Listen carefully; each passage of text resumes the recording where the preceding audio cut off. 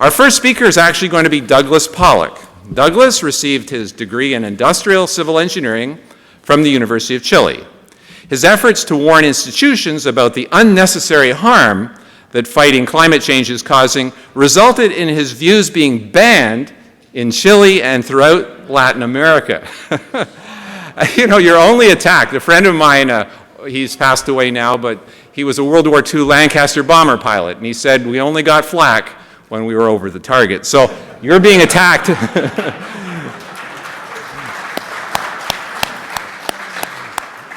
So they only try to silence you when you're saying things they're afraid of. So congratulations for that. So I introduce the first speaker, and I'll introduce the others before they speak, but the first one is Douglas Pollock.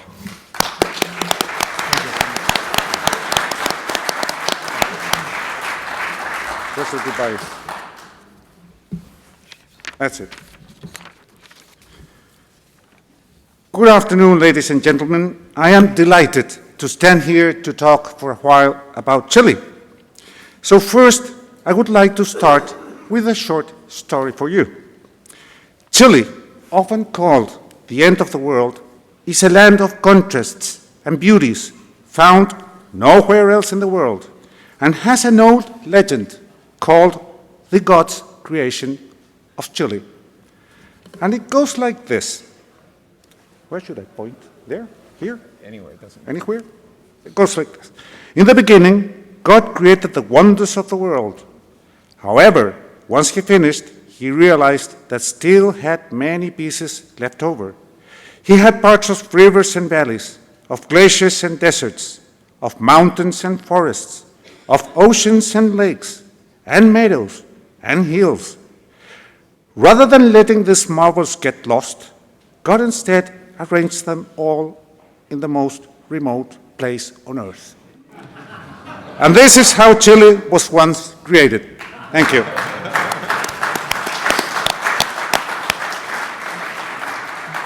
Well, coming back to planet Earth, why to talk about Chile? Perhaps you don't know even where Chile is placed. What I will show next, facts related to climate change, will be then in the gentlest possible manner. Just because I love my country, not its politicians. True is that Chile is no longer a thriving country as it was until the early 90s. At present, it seems to be lying in the middle of everything, yet not quite heading towards prosperity. As we will see next.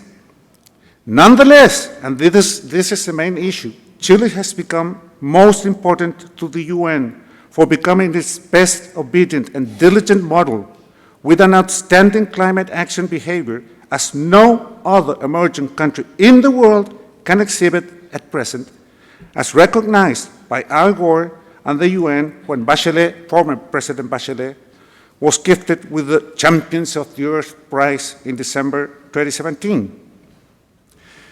That is one of the reasons why COP25 will take place in Chile next December. The other reason is kind of shameful, but you, James, I think you told everybody this morning. Following, I will show as perhaps one of the best examples how things should be carried out in order to achieve both a global warming ghost and an economy go away. Let's see first an economy overview of Chile over the last third of a century in three simple variables. Average economic growth, tax on profits, and competitiveness. Since 1990, tax on profits never stopped rising, while economic growth never stopped declining. As well as, please don't applaud that. As well, of course, since 2007, competitiveness is plummeting. And the perfect negative correlation between economic growth and the kind of government any country may have. We did it also. Before we finally land in Chile, let's take Or let's take a look to the consequences of climate policies in developed countries and what they all have in common. Of course, bureaucracies imply more government departments and environmental agencies with super-congressional powers. In the case of Chile, between 2006 and 10, ministries of energy, environment, and a superintendence of environment were created, a sort of a Chilean EPA. Regulations have extended, as you all know, to clean energy sources, like nuclear and hydraulic. Of course, taxes, fixed, cap and trade, carbon tax, and green of all kinds. In 2007, Chile was gifted by the UN with a carbon cap and trade tax program, which is ready, waiting there to come and feed itself upon taxpayers. Chile already has all the others in abundance. None of the three above, of course, have ever produced a single watt-hour. Government subsidies, huge increase in energy cost, therefore in everything else. Electricity supply instability and the need of gas or coal backup stations running in parallel to offset natural intermittence, meaning more subsidies, more taxes, and electricity price increase. Wind and solar sources in Chile don't have such plans, where backups are the grid itself, something unfeasible for stability. Negative consequences for their economies, such as loss of competitiveness, severe decline in economic growth. I went too fast. Abrupt investment break, capital flight and industrial exodus, most familiar to the USA. Increase in cost of living, reduction in purchasing power and consumer surplus. Of course, unemployment and wealth poverty gap increase. But there is more. Environmental damage, to say the least, massive bird and bat killing, and school political indoctrination or brainwashing. Loss of degrees of freedom, which is no other than sovereignty. And all for what? There you have, for nothing.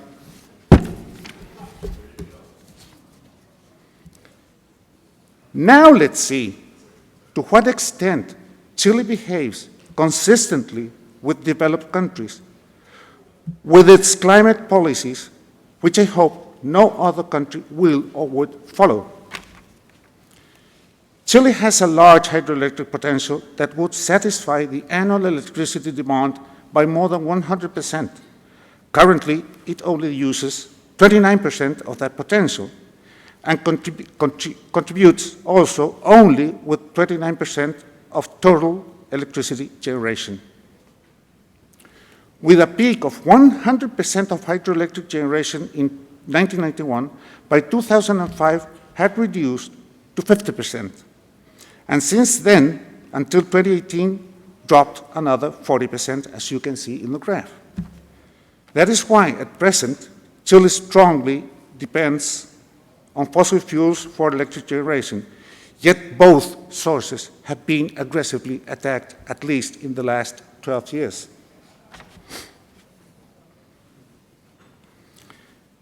Let's see now 4 of the most relevant cases of what I'm talking about. After 3 years of bureaucracies and having passed all environmental requirements, in 2010, Barrancones coal-fired project of 540 megawatts and an investment of $1.1 billion was finally repealed by President Piñera, our present president, for a second time. In 2009, started a 2.75 gigawatts hydroelectric project, Hydroelectricity was its name, with an investment of $3.2 billion. After 7 years, and having spent $250 million in bureaucracies, in 2016 was finally killed by former President Bachelet. What a great business is this of bureaucracy. If it had been built since 2018, this plant would be supplying today 21% of the national hydroelectric capacity. And today, more than 50% of the electricity would come from hydroelectric sources. The cheapest, the cleanest, and for Chile, the most abundant. That year, Bachelet announced the construction of 2 power plants. You won't believe this, what you're about to listen. The construction of 2 power plants, wind and solar, to supply, I don't want to laugh, sorry, 76% of the electric demand of Santiago subway metro, at a cost to the taxpayers of $680 million. She said, a pioneering project in the entire world. I bet she was right, because I don't know of any other country having done such nonsense. Electricity cost for the subway rose 210%, from 47.6 to almost $100 per megawatt hour. In 2020, a solar power plant, Cerro Dominador, in the northern part of Chile, of 210 megawatts, will start operations at a cost of $1.4 billion. Only its thermosolar fraction of 110 megawatts covers an area almost 160 times greater than a combined cycle power plant of the same capacity. And I would like to show this in a more familiar way to you. And let's imagine Mrs. AOC, this is her name, Alexandria Ocasio-Cortez, fulfilling somehow her deepest dreams and be able to replace the Washington Monument by this marvelous solar tower. It would look just like this in a perfect and an exact scale. There you have it. I hope you like it. I was there yesterday. Beautiful. The other slide. Let's take an overview of this same marvel. There you have its beauty, the green area of White House, at the left, the Lincoln Memorial, and to the right, the Congress. I'm sorry to tell Mrs. AOC that she wouldn't be able to build it because it just doesn't fit. Well, unless President Trump would also drain the Potomac River. In that case, it would. And that little tiny spot there is an equivalent gas or coal station, fire station of the same capacity. In short, these renewable sources have meant an average cost, at least being very generous, 9 times higher than those of traditional sources, as you may see in the right column. In 2017, Bachelet announced 96 measures consisting in regulations and taxes for her so-called National Action Plan of Climate Change. In 2018, President Piñera went much further and announced the Chilean Energy Path, consisting in 11 mega commitments, including the decarbonization of the economy, implying this, the closure of 20% of the coal generation capacity in the next 5 years. And by 2040, the remaining 80%. And of course, a Chilean climate frame law, consisting in 7 additional bureaucratic actions. This one is very scary. In the 2019 Nations account last June, he left climate change for the end as the most important of all the issues he spoke about, and declared Chile as one of the 10 most vulnerable countries in the planet to the climate change threat. And what is really this threat to justify all these measures mentioned? That 5 cities that today are 10 meters or 10,000 millimeters above sea level will be under the Pacific Ocean in year 2100, because sea level will rise 12.5 times faster than during the last deglaciation, when Chicago, for example, was buried under 900 meters of ice. and Montreal in Canada under 3,300 meters. The absurd is then clear.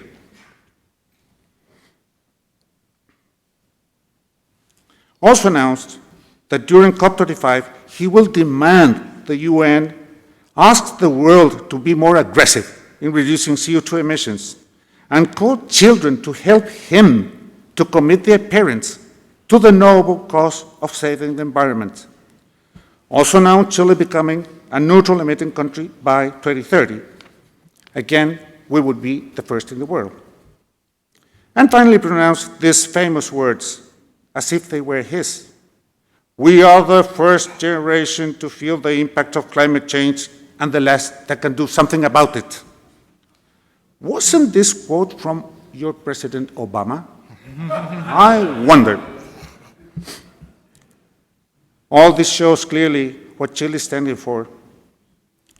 And that is how, by 2018, Chile became the 5th most expensive country in industrial electricity and 11th in domestic electricity among OECD nations, and for both the most expensive in South America. Notice that above Chile in the list, all are developed countries, and also almost all of them beneath. This year, this month, and only until July this month, electricity will have risen above 20%, leaving Chile very likely in places 3rd and 8th respectively. What an achievement. So, it doesn't make any sense for Chile to impose any climate change policy, even if man-made global warming theory was true, which is not. Chile is doing what the rest of the world isn't. Countries that represent almost 60% of global CO2 emissions are, in fact, out of the Paris Agreement, the first 4 up there. Therefore, free to emit whatever they want. While Chile only accounts for a humble 0.25% of total emissions, as you can see the little tiny yellow spot at the bottom. So let's see now what Chile's achievements have been to save the planet. Alone.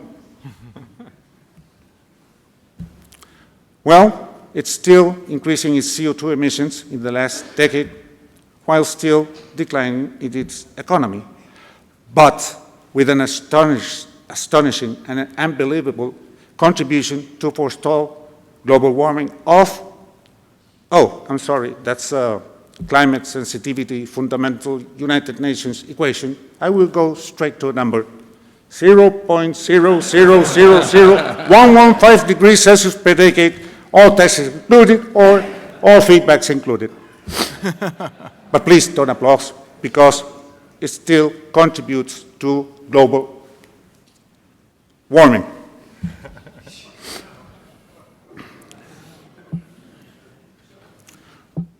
While it seems that the United States is smoking today the peace pipe with its former CO2 enemy, Chile, while getting redder and redder since 1990, well, what else could I say? That perhaps we love hockey? No. No, instead, we believe in hockey sticks.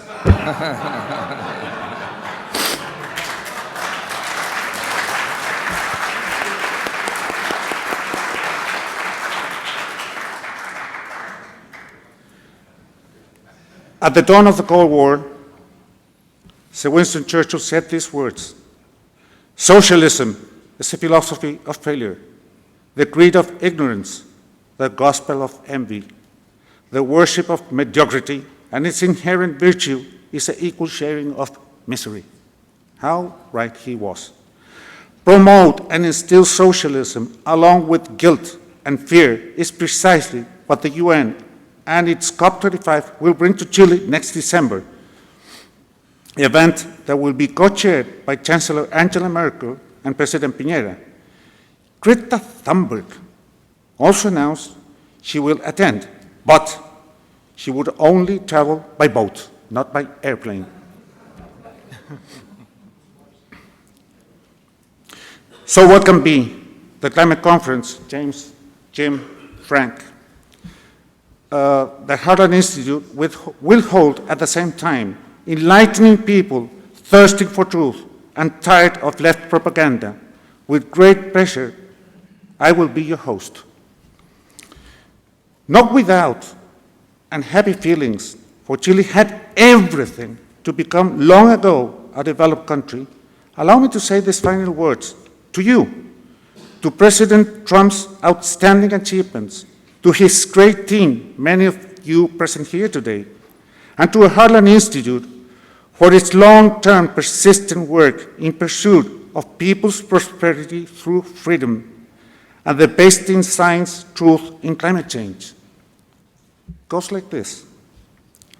Notwithstanding the dense and sinister mist of misinformation from a faraway land, Chile, it can be once again seen America's glittering beacon of freedom, hope, and prosperity.